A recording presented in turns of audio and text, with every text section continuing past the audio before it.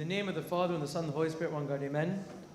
Today we are so blessed to have Maggie with us. Maggie will be helping us and guiding us in this section as soon as she gets her laptop ready. She's ready. I'm ready. I just want to connect it. Do you need help connecting? No, is it airplane? I believe so.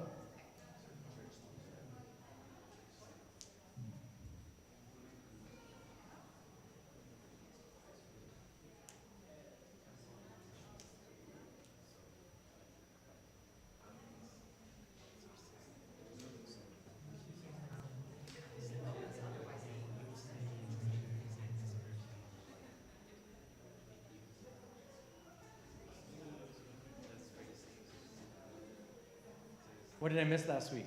Who's doing the 5-minute recap? We're pushing it off? Was it you? What was the topic last week? That I missed. Anyone? Who was here last week? Anyone? Gabby. You weren't here last week?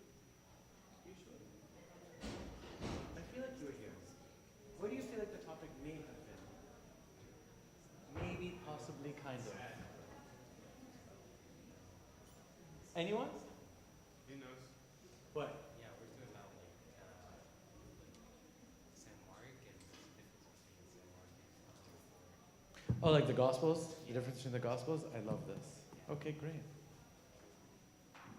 Just waiting for Maggie. No problem. Okay, how are you?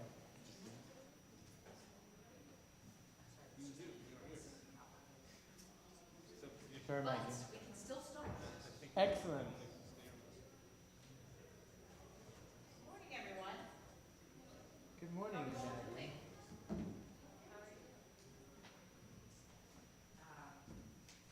you go.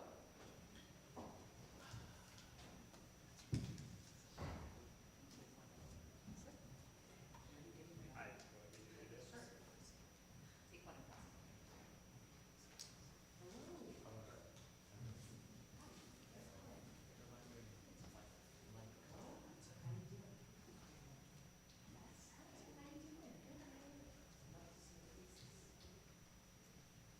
Are you participating or are you not participating? Here you go. Come and join us, okay?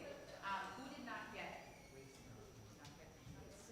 I'm going to need you to sit close to someone, okay? Because you're going to be talking to each other, all right? So sit close. Keep it with you. You might need it, okay? Who needs?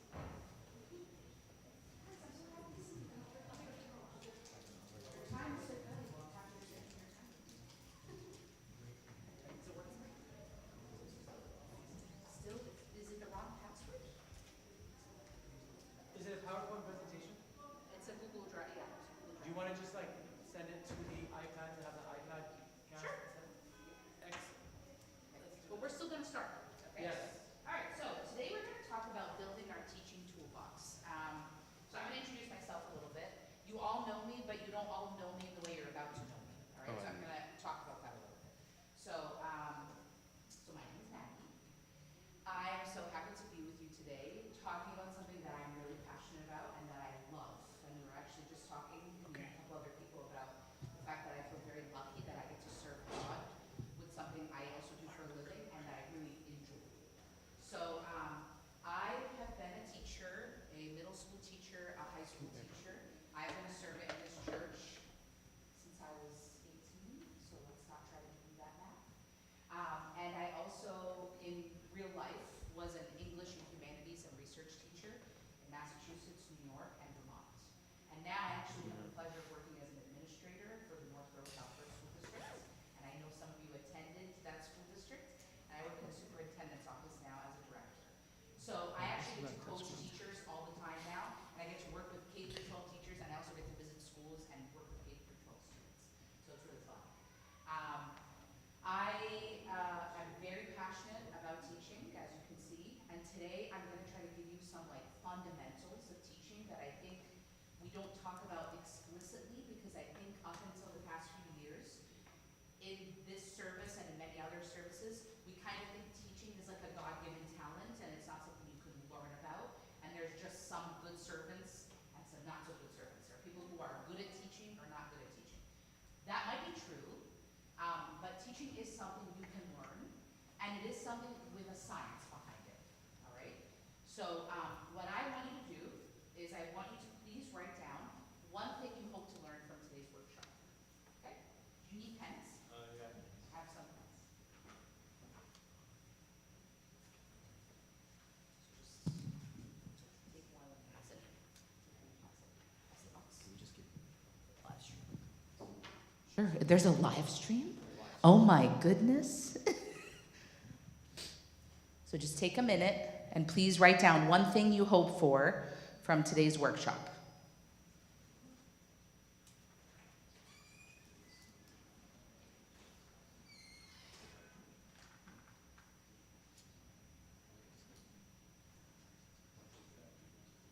Yeah, you can try.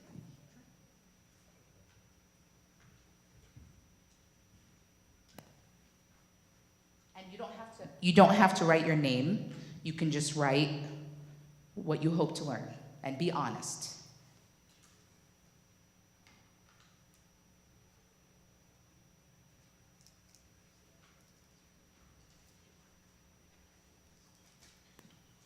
Messages, I just put it on Do Not Disturb so that I wouldn't get texts. Right there. And you're sure it's not the wrong password? Like no one changed it just to mess with you? Okay. Does everyone have a writing utensil? Okay, great. And okay,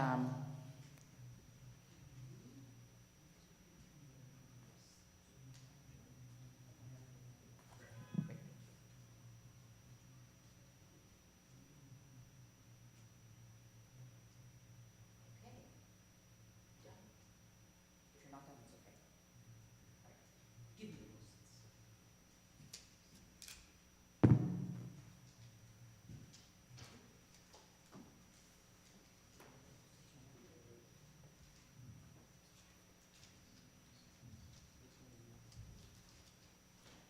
Give me the post-its whenever you're ready. If you're not ready, that's okay. It's kind of hard to write in Sharpie, I'm sorry when you have pens. We got pens. You got it? Oh, just keep moving. You're typing.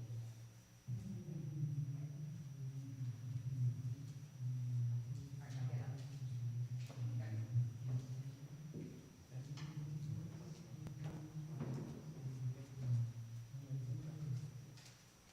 Come here. Where are you going? Come here. Here you go. Close the cap. After every post-it, close the cap.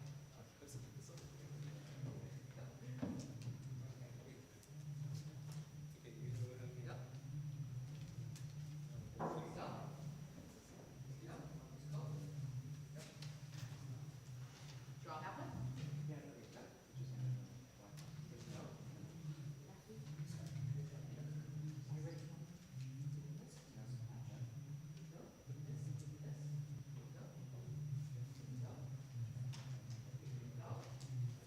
Give me one. I didn't. There you go. You're giving me yours right now. Okay. Take this. Okay. Take this. I'm giving you yours back. Okay. Okay. All right. Everyone have one? Yes? Why is your assistant blue? Are one of you able to connect? Because I can just share this with whoever. Yeah, we're fine. Okay. Let's just keep talking. That's okay, that's fine. So, you should have a Post-it now that is not yours, okay? I'm gonna pick, whose birthday's in March? Okay, I want you to read your Post-it. Communicate big ideas effectively in an engaging way. Can you give me a thumbs up if you agree with that, if that's something you want to learn? Great. Who's going to give a thumbs down? Okay. All right. Whose birthday is in August? Wow, only me? Okay. Whose birthday is in April? Learn how to teach kids about confession. Very good. All right. Who loves buffalo chicken wings with the bone? Okay. How to deal with different children's skill level in a class.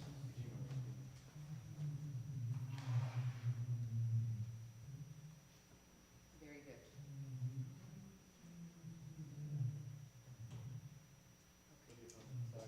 No, it's okay.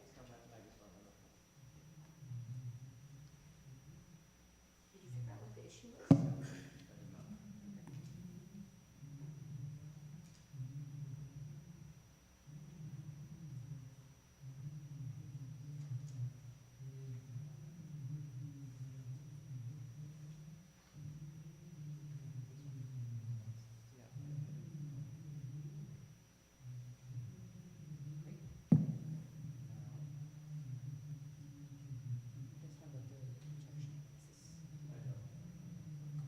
Oh, yay!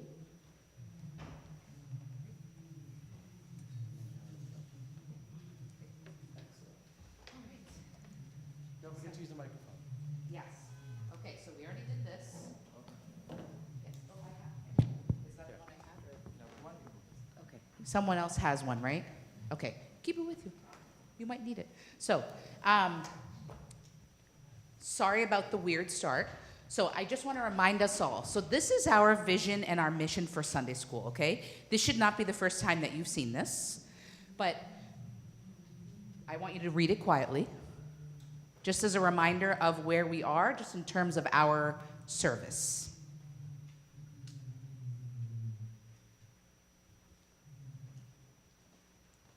Okay, so these are our objectives for today, and this is our agenda. Now, as I'm sure you're already getting, everything that I am doing with you today is an example of what you might do in the future in terms of your teaching. So we had an opener, and we'll talk about the intention behind that, and I'm showing you the learning objectives, and I'm also showing you the agenda, all right? Those are things that as you work as a Sunday school teacher, as you serve children, you should do those things. You should include a learning objective, and you should include an agenda. So I will read that. So, to reflect on and expand our knowledge as Sunday school teachers in the science of teaching and learning, because it is a science, and that science is known as pedagogy. To examine our assumptions about teaching and learning, and to establish key foundational understandings and mindsets that are driven and grounded in Christ-centered, trauma-informed practices. The agenda is as follows. We're doing our objectives and agreements right now. We're going to talk about who we serve, why we teach Sunday school, assumptions and mindset shifts, and what it looks like. Okay? So, these are my proposed agreements for all of you today. I'm going to read them out loud, and if you have anything you want to add or anything you want to change, we can do that right now. Again, this is another example of what you might do as a Sunday school teacher, depending on the grade you serve. Okay? So keep Christ at the center of our learning, discussions, and teaching practices. Listen actively, speak kindly, and encourage one another. Be willing to learn, grow, and try new teaching methods. Be present, ask questions, and contribute to discussions. Provide constructive feedback with grace and encouragement. This is my favorite one. I love this one so much. Share the air. Monitor your own airtime. So if you feel like you are someone who is speaking a lot today, that's awesome. But maybe just be like, oh, I got to invite someone else to speak. Okay? And take responsibility for this. I'm going to make you all promise me right now that you're going to take responsibility for this work. Okay? This is very, very serious. I think sometimes we think about service and we think the content of the lessons is the most important thing. Ask me, I have been a member of this church for 30 years. Ask me the content of the lessons that I was a part of. I very rarely remember the content, but I remember the people teaching me and how they made me feel. Okay? So, who do we serve? So this is, yeah. Your voice It's so wonderful. and amazing. It projects. And I can hear it downstairs in the high It's so school loud. meeting. Okay. No, I think the speakers are playing downstairs So because how do we they're so how do we they're stop late. that? How do we, because there's, Mina, turn the where under the TV. I'm so sorry. No, it's not you. Okay, Are you guys like recording or something? they are recording it. They are. Okay. Okay, So but could you turn it down downstairs? I'll try. Wait, Nathan knows. You're gonna miss too many. Nathan knows, okay. I won't speak into the microphone until you come, until Nathan. Go ahead. No, but your parents' meeting, they have a parents' meeting, guys, okay? Okay, so this is who we serve. I'm gonna be really quiet, but also loud at the same time. This is a picture of the 4-year-old and 5-year-old class. What do you notice about this picture?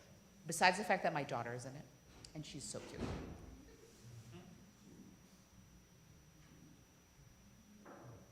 Look happy. They look happy. Mhm. They're engaged. Are they? How do you know? Most of them are looking at the camera. Okay. Are they holding something? Yeah, go ahead. They look proud of what they did, yeah. Anything else you notice? Yeah. Seems like they had a common goal. They all did it in a little bit of different ways. They did. Like if you look at all of their drawings, you can kind of tell who they are by what they drew, right? So that's a really great sign that they feel comfortable to show who they are, right? Do kids feel that way forever? What can get in the way of kids showing who they are in Sunday school? So these kids are 4 and 5. It might be easier for someone who's 4 and 5 to show who they are, right? What happens as they get older? Talk to the person next to you about what happens as they get older.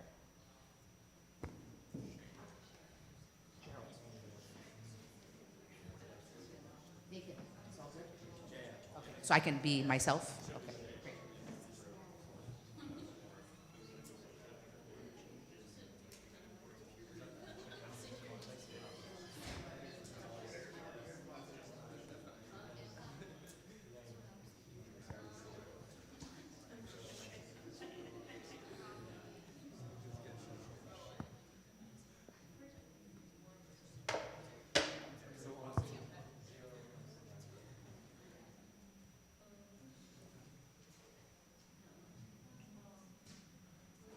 Okay.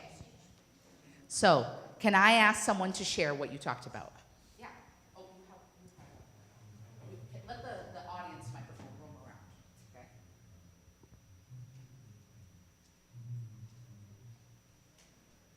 okay? Well, one thing could be like shame. Is if they feel shame for what they did, then they're Yeah. probably not going to share as much. Okay, so Mark just said shame. Sometimes shame comes into play.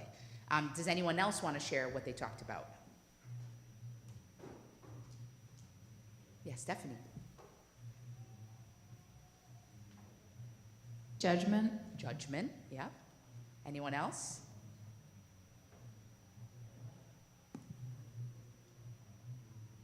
Yeah, you want to share? Comparison. Comparison, yeah. Okay, can you pass it up to Gabby? Gabby.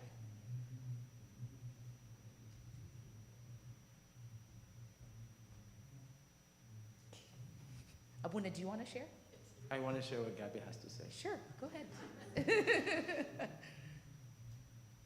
Maybe if like a Sunday school teacher's always telling them to like be quiet instead of like trying to like, get them engaged. Yes, yes.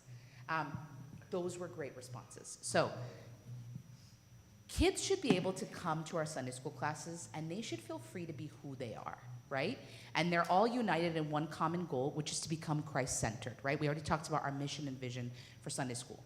That doesn't always happen. And there's a lot of things that come into play when they walk into Sunday school. As they get older, there's judgment, there's comparison, there's sometimes shame, right? And if we're not aware that our kids are coming into our classes with many things, like they're not just Coptic, right? Some of them come from homes where there's more money. Some of them come from homes where there's less money. Some of them come from homes where there's one parent that is one identity and another parent that's a different identity, right? Like our church is now very, very diverse, thank God. So there's so many things that come into play when our kids walk into our classes, and if we don't look at the whole kid, we're really not serving the kids. We're kind of almost just like performing Sunday school, okay? So, I really love this quote, and I wanted to kind of read it out loud to you and just kind of see like what your thoughts are. So, teaching is first and foremost learning, and egocentric as it may sound, the teacher's chief area of study is herself or himself. Only as I discover my own prejudices, face my own fears, give play to my own strengths, and compensate for my deficits, rather than denying them, can I help my students do the same. It is both the blessing and the curse of teaching, that the learning never ends. Every day I must confront what I am as a teacher and what I hope to be. To do less is to be less of a teacher. So talk to the person next to you about one thing that sticks out to you from this quote. Go, talk to each other.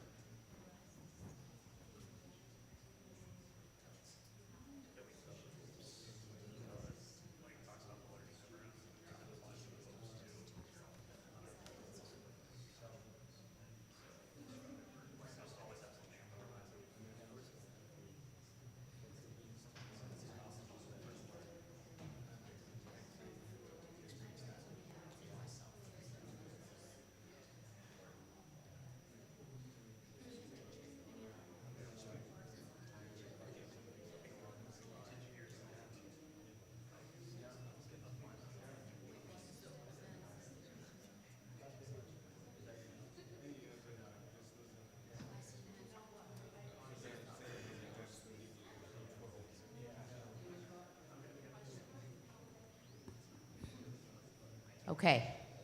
What's one word that sticks out to you? You can just shout it out. One word or phrase that sticks out. Prejudice. Okay. What else?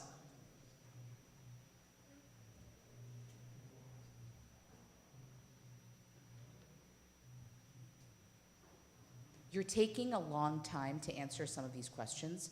I'm okay with it. And I want you to know that there is no judgment from me whatsoever. And I think we've all committed to agreements at the beginning, right? Where we said we're not going to judge and we're all learning. So know that if you get something wrong, I'm good with it. Hope. Very good. Compensate. Yep. What about learning never ends? What do you think about that? Yeah. Face my own fears, yes. And the learning never ends. So I actually gave a very similar version of this workshop to the servants. Some of you, I think, actually were already there. I'm really happy you came again, seriously. So you don't ever stop learning. And I think one of the curses of being in a church, but also it's also a blessing, but one of the things that is sometimes challenging about being in a community where people stay, right? Like, I have been in this community for 30 years. Tunt Lillian, who I am obsessed with. There's nobody like Tunt Lillian, all right? She's been a servant in this church for as long as I have been here. And sometimes as we get older and we think like, okay, like I've been serving for 10, 15 years, like I got it. It's really these young ones in the servants prep class that really need to learn. Actually, none of us should ever be in a position where in our service, we feel like the learning ended. In fact, I actually think that's a really big problem. If we're ever in a class and we are serving kids, are kids today the same as they were when I was 4?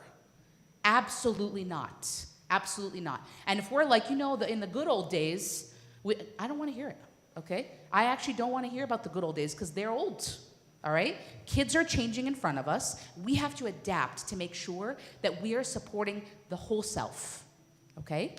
So, as you can see, in our community, particularly in the fact that we are a mainly immigrant community, there are a lot of ideas that travel over to where we are.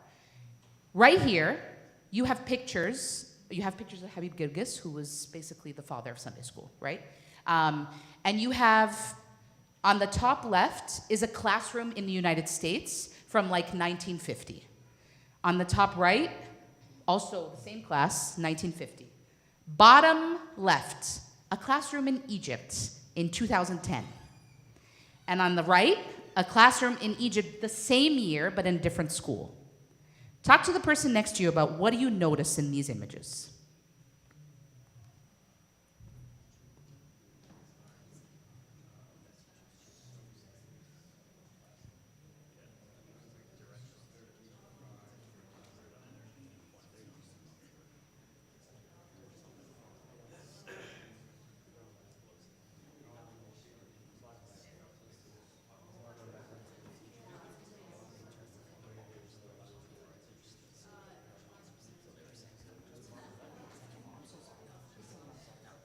Maggie, did you say bottom left was a classroom in Egypt, bottom right was a classroom? In Egypt. They're both in Egypt. Both of the bottom photos are classrooms in Egypt. Yeah. Same year, different students.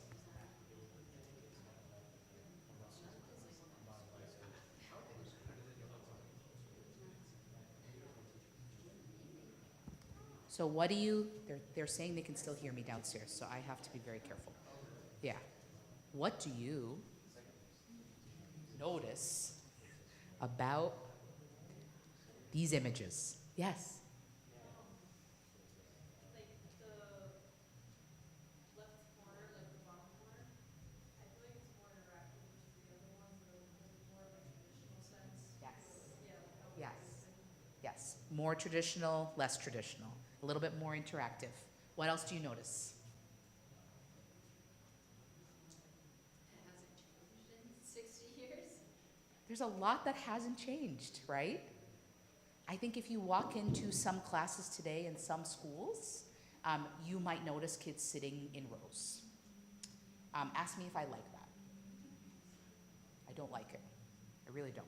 In fact, when you came in here and you sat down, I said, please make sure you're sitting next to someone, right? Because learning is interactive. You need to process with someone else. That's another trick that you can take into your Sunday school teaching.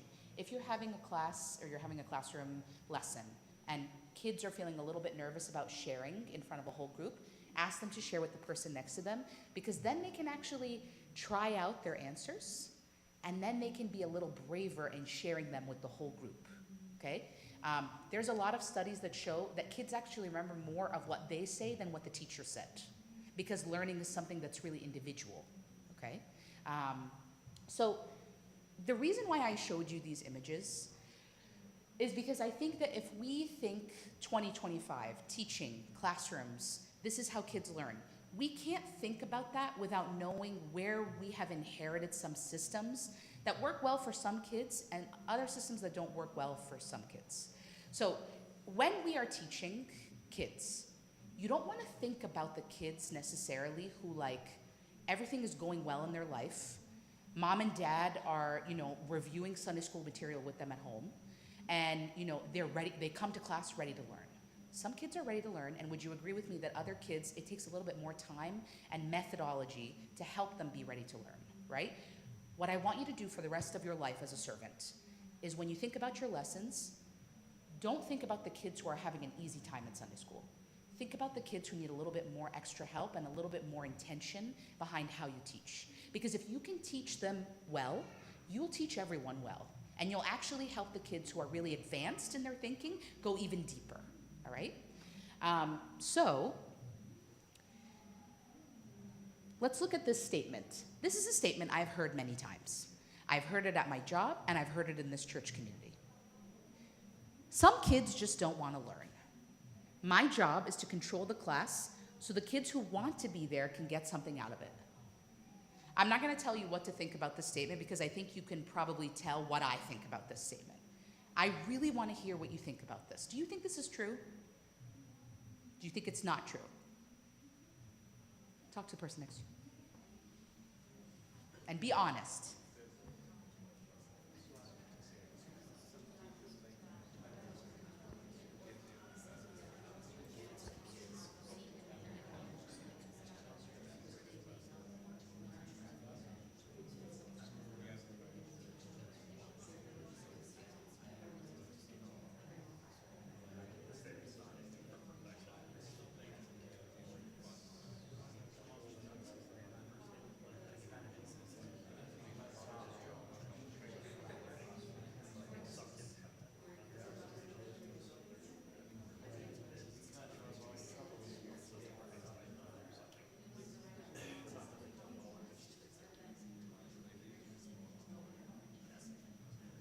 Okay.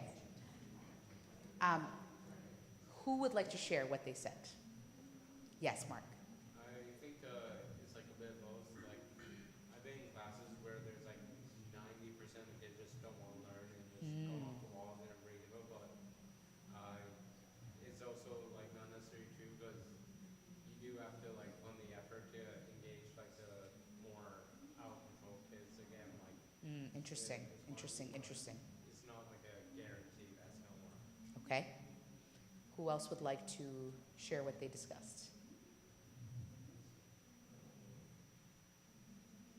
Yes, Gerald. I think being inquisitive is like a gift from God. It's something innate that we have, but I think some kids have had so many negative experiences that they don't realize that they do want to learn. Mm. And so that portrays as they don't want to learn. It's just they need a few positive experiences to level things out a little bit. Interesting, interesting. Such interesting answers. Other thoughts?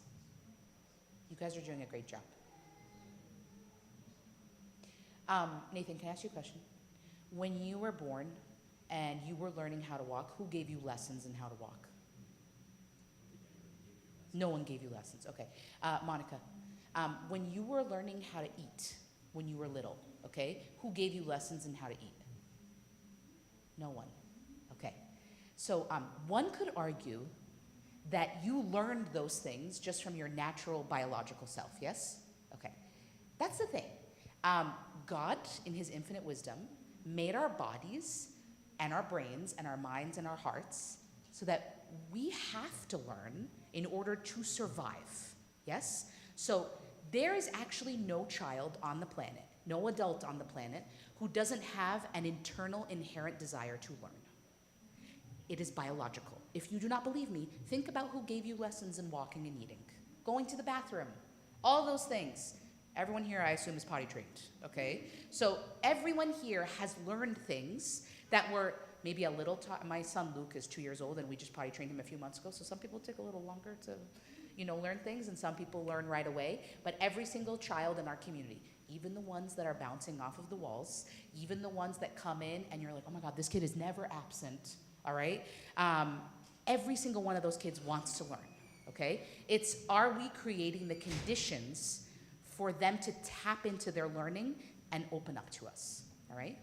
If you're feeling uncomfortable with what I've just shared with you, that is okay, all right? If you feel like, I don't really know where Maggie got her education, not all kids want to learn, and you disagree with me, that is okay, all right? Because we have not been taught that. We've been taught, you know what, when you come into Sunday school, I know, Fedi, he wants to learn, he's ready to go. There's no Fedi, I'm just pointing to a random person. Fedi wants to learn, he's ready to go, okay? And like, this other kid, Mina, I'm just thinking of like the most Coptic names I can think of. Like that kid doesn't want to learn. Every time he walks in, he's like off the walls, he's not quiet, he doesn't respect anything I say. No, Mina or Fedi, whatever kid it was, okay? He wants to learn too, and we just have to talk about what might be happening. So, this is a figure from a teaching book that I'm sharing with you, okay? It's from a book called Culturally Responsive Teaching in the Brain by Dr. Zaretta Hammond. So if you look at this, when it comes to the brain, all right, I'm sure there's someone in here who's either a doctor or went to medical school or anything like that. Your brain and our students' brains, our kids' brains, have three parts when it comes to learning, all right? The first one is called the watcher, which is the reticular activating system. This scans the environment for threats, all right? So every single one of us has all three parts of this brain. When you walk into a place that you're not sure of, this part of your brain is already working. It's working because it's looking for, okay, like where is my safety, right? Like that's why we're all here and safe and alive, because you use this part of your brain on a regular basis. Our kids use it too, all right? The amygdala, which you probably heard of more often than the RAS, is the guard dog that's trained to prepare the body to fight, flight, freeze, or appease when anything threatens its physical or societal safety, right? Kids also walk in with this part of their brain working, and it's looking for danger, all right? I'm ready to act if I'm in danger. It's kind of like when you think about when you were in school and you knew there was a day where you're gonna have to present, right? You remember those days? You might be in college now and have those days still happening, right? you are almost like sometimes more nervous that day, and you don't know where that's coming from, right? And then the last part is the hippocampus, which is like everything your background knowledge is stored in, and it's also the place where you have working memory and where information processing happens. And it shrinks when the amygdala is triggered. So when you feel like you are under threat as a human being, you're not able to actually process knowledge and information and retain information as well, all right? So it's important to know about these things because I'm about to introduce you to a concept called the zone of proximal development. Give me a thumbs up if you are with me. Give me a thumbs this way if you are not with me. Great. So this is a concept from a psychologist named Lev Vygotsky. This is like when I was in college doing my bachelor's, this is like one of the first things we learned about, all right? So this zone of proximal development, if you can see this circle, all right? And if you want, I can send these slides to Eheb, and he can share them with all of you later. This is the gap between what a child can do independently and what they can do with guidance and support from a knowledgeable person, all right? Such as a Sunday school teacher, all right? So the learning happens for kids when they come into our class, when the instruction is actually tailored to that zone. So you're giving just enough support to help the child progress towards independence. All right? Are you still with me? Okay. So when I'm thinking about teaching a Sunday school lesson, I know that the kids are coming with some information. Yes? No kid is walking into anybody's class without information that they already know. And you want to think about how can I take them from the place to fill in the gap between what they know now and what they will know at the end of this lesson. All right? So, this is called transfer of learning.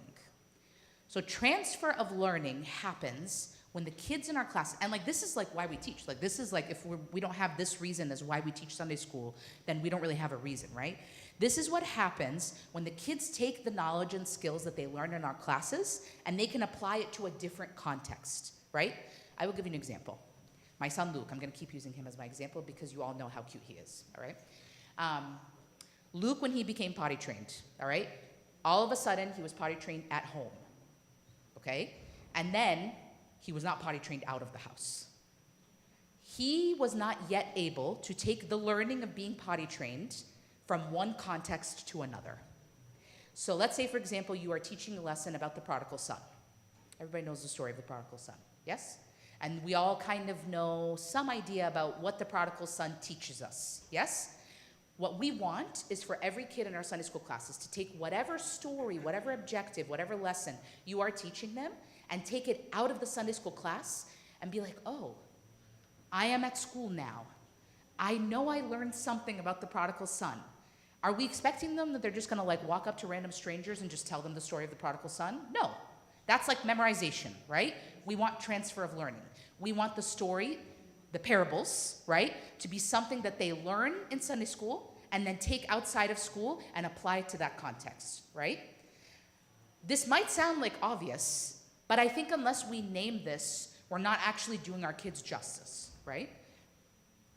So, I want to talk about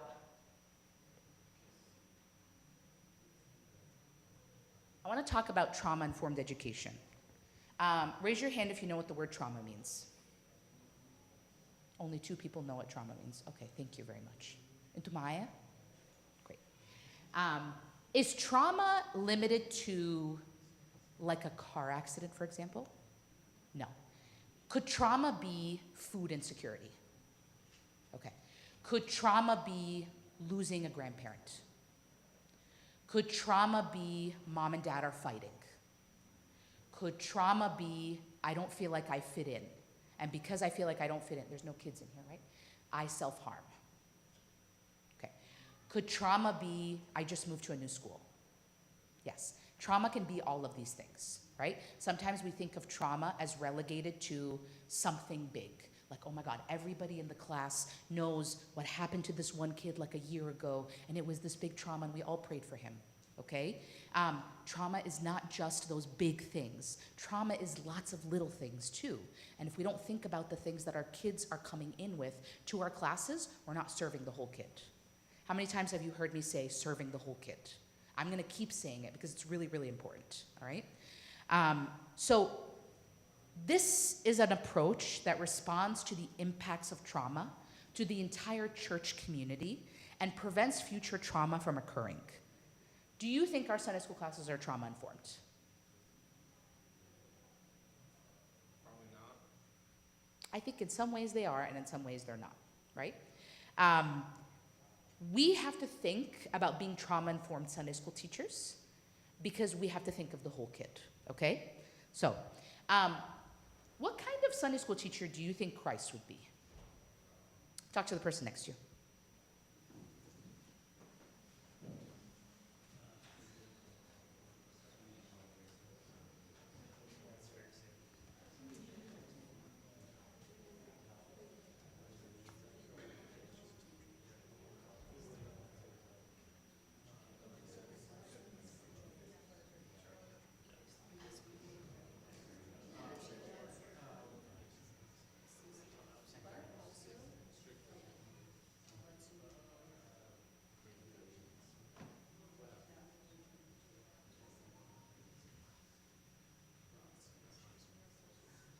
All right. Can someone who hasn't shared yet share one thing from what they just discussed?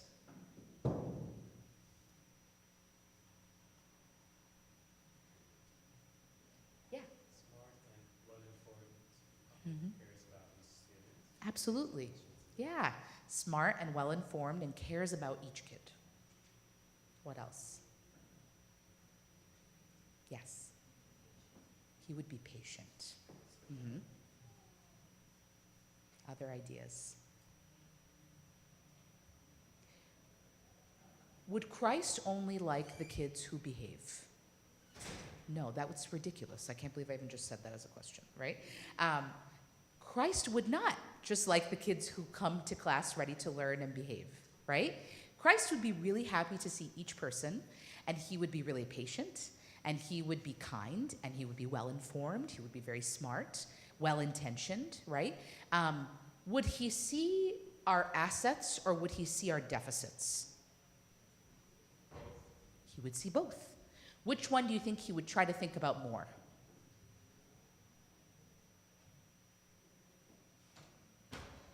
Our assets, right? Yeah. So assets are the great things that each person has. The deficits are the things that people struggle with. So one of my deficits is that I am sometimes impatient, okay? Especially if I'm very tired.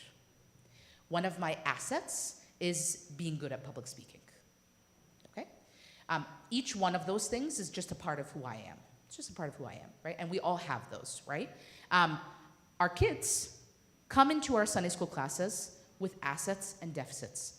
The way we look at them, either being asset-minded or asset-based view versus a deficit-based view, really makes a difference in how we teach them. So I am challenging all of us to be asset-based, all right? So an asset-based view focuses on a child's strengths and their curiosity and their potential to grow in their faith. It recognizes that every child is capable of understanding and applying biblical truths, even if they do so in different ways. And teachers who use this perspective look at each kid coming into a class like they already have assets, right? Like they're already coming in with great things. They're not looking at them from a deficit-based view. A deficit-based view focuses on what kids lack. Everybody lacks. Everyone, every single one of us lacks. There are 1,000 things that I do not know, right? But there are many things I do know. If I was walking into, like even just like think about your relationships, right? Whether it's your friendships or your marriages or your engagements or whatever, right? If the person that you were with only focused on your deficits, it would not work out.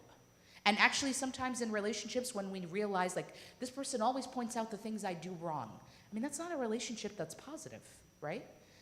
So this is what I want to challenge us to do, is to have that asset-based view. So these are a couple examples of having an asset-based view versus a deficit-based view. So engagement in class. Can someone read the deficit-based view? Just read it. All I want you to do is read it. Yeah. This child never pays attention during the lesson and just doesn't care about learning about God. Very good. I mean, it's not very good, but this is very good reading. Who would like to read the asset-based view? You're just reading it. Yes. This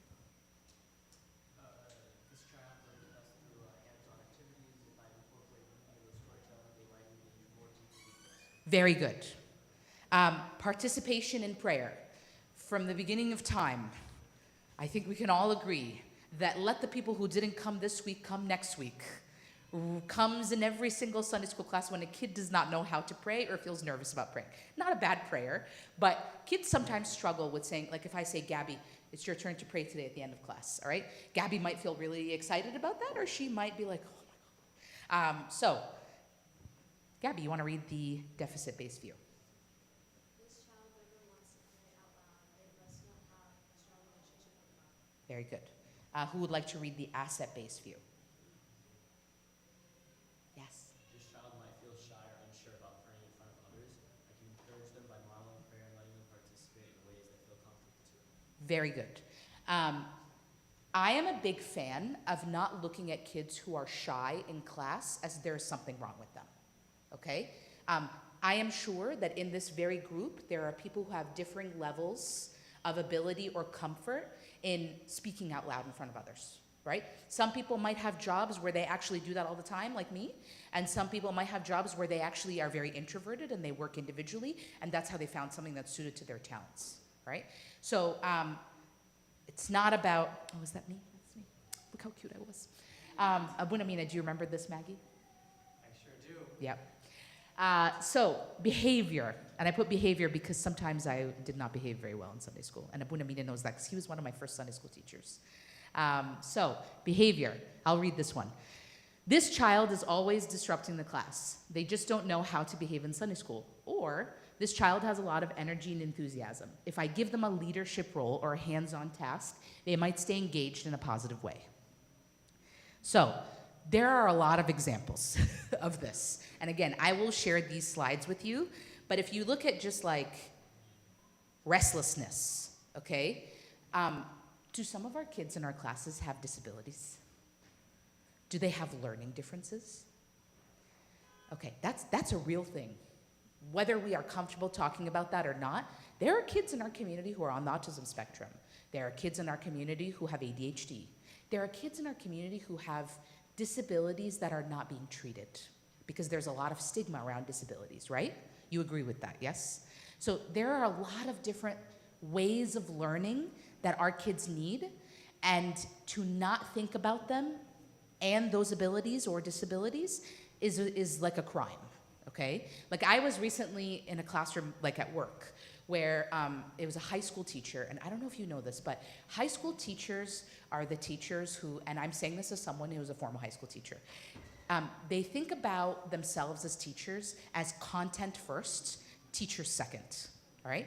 Elementary school teachers, when I work with them, they're like, I am a teacher of children, because they teach all the subjects and they're with the same class all day. High school teachers are like, I am an AP calculus teacher. It's not my job to talk to kids about their feelings, all right? So there is so much here, and I feel like I'm rushing a little bit, but it's really important to think about this concept, and this is kind of what I've been building up to. This is like my favorite thing in the whole wide world, because to me, this is an element or an aspect of psychology and teaching that to me feels like it could have been written by a disciple or one of the church fathers or mothers. So unconditional positive regard. And I have now talked about this so much to my husband, Sammer. He now brings it up in his lessons, and he also brings it up in his servants meetings when he does a servants meeting. So unconditional positive regard is a stance. It's a mindset. Basically, it means I care about you, you have value, and there is nothing that you will do that's going to change my mind. So that means the way we treat the kids in our classes is completely separate from what they do. What do you think about that?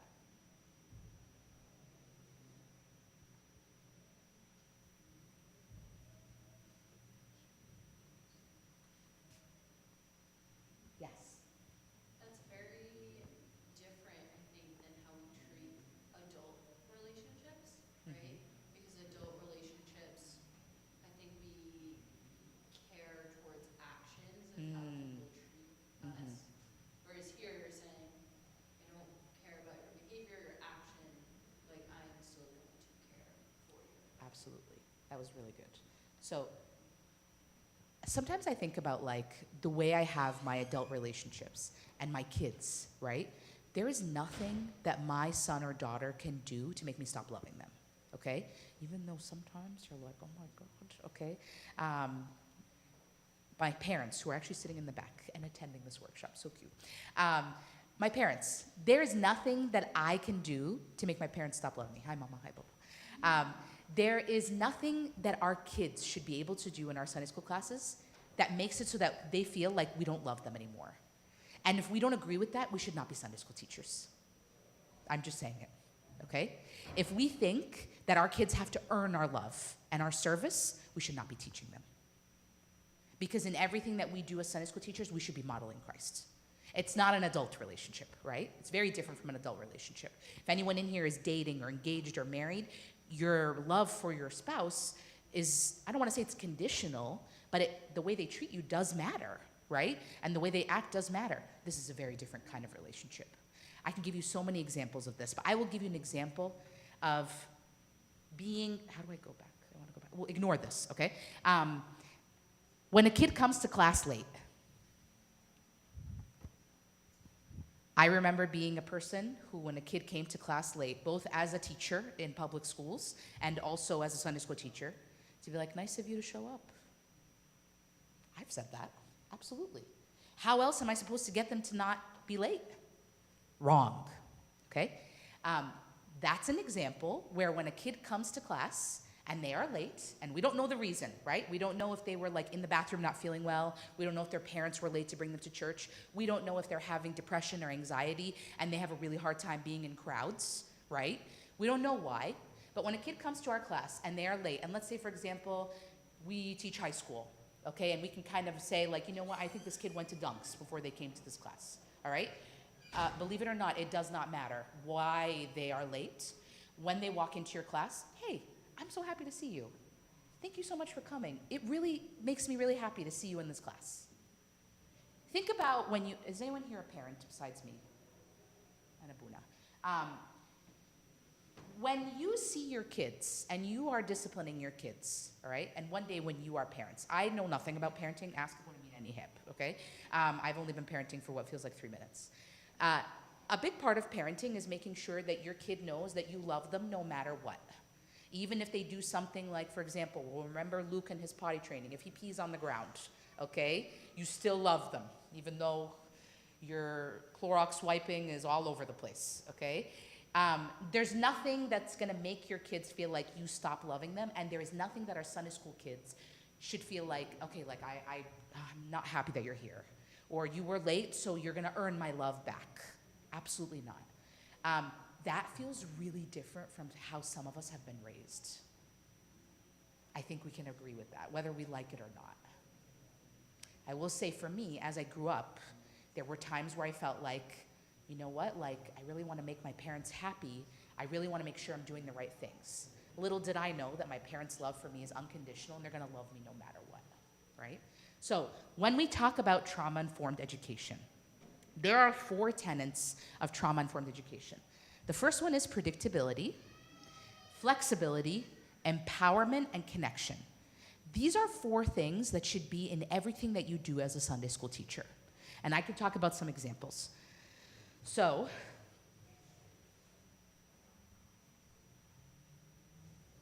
what does this look like?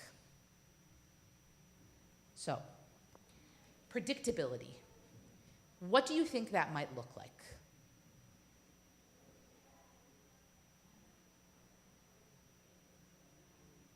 What do you mean, like in the classroom? Yes. If a kid is late every single time. Okay. Yes. I think upholding a certain standard. Okay. A certain standard of behavior, then the kids are going to know what to expect. Absolutely. Absolutely.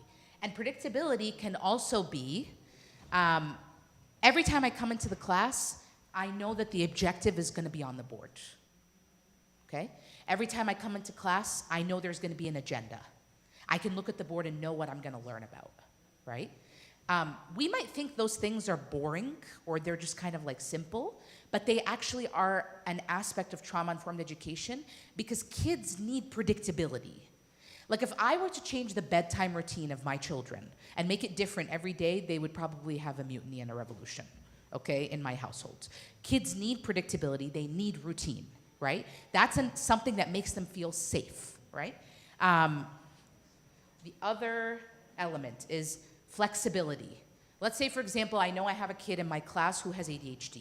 They need a fidget. Is that not what we should be giving them? No, we should give them something that helps them focus. Let's say, for example, we're doing a group activity in Sunday school class, and one kid wants to present by themselves, and one kid would rather write about it on a Post-it.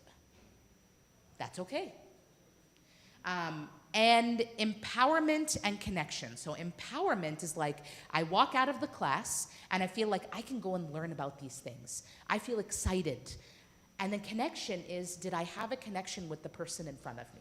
Did I have a connection with someone else in class? Can I tell you something that I'm realizing as a Sunday school teacher as I'm getting older and older? It's like an ugly truth. And I'm just going to share it with you because I think it's important to sometimes name ugly truths. Sometimes I think that as a Sunday school community, the kids that we pour the most love in are the kids whose families we know. I'm just going to put that out there. That's an ugly truth. Oh, I know so-and-so's dad. I don't know this kid's name. There are a lot of kids in our church community who are often forgotten because we don't know their families or we don't know anything about their life. Those kids need connection, and they need to keep coming to class, just like all the kids whose families you do know.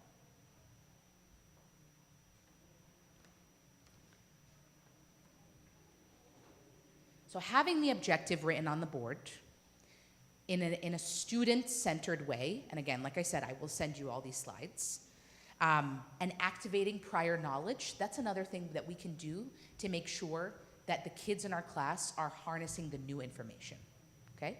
So these are some examples. Look at Hanny's little head, okay? I have now brainwashed everyone that I serve with in my Sunday school class to do all of these things, okay? But for good reason. So objectives written on the board, discuss in pairs. Notice how many times I told you to talk to the person next to you, especially when you were being quiet. You may not want to share in the whole group, but you sharing with the person next to you helps you process that information. It doesn't matter if I don't hear it or if I do hear it. You still processed for a couple minutes. And Handy right there, okay? I remember when I gave a teaching, coaching session to the other servants in my class, and I remember Handy looking at me and being like, I don't think any of this will work, Maggie. And I said, okay, that's okay. And we've been working on it, and we're still learning, and we're still growing, but these are things that they are added to that class now. What is the objective? What is the learning activity? Where is the flexibility for kids, okay? Where is the empowerment? These are some of our kids sharing things in their class. Sunday school stories, right? Kids are taking ownership of the material. On the right-hand side, you see the kids working on chart paper. Okay, that's something that I make sure to do in my lessons, and many other servants make sure to do, is get them up and moving, okay? Learning is not something that you can just be sitting, right? I have clearly been a terrible mentor to all of you because you've been sitting this whole time. But at the beginning, you did get up, right? So, I will share this with you. I don't think we have time to review this, but this is something that's called the Castle 3 Signature Practices. When you click on the link, you will see something about, like having a welcoming when people come in, having engagement strategies, and having an intentional close. All right? So, we are going to conclude. Am I on time or am I not on time? Oh my gosh, I'm over. I'm sorry. What is one thing you learned today, and what is one question that you still have? And Eheb, I can confirm to them that this is not the only time you're going to be seeing me. I'm going to make a point. Eheb and I have been planning to have me come and do a teaching workshop for all of you at intervals, okay? So talk to the person next to you about one thing you learned, and what's one question you still have?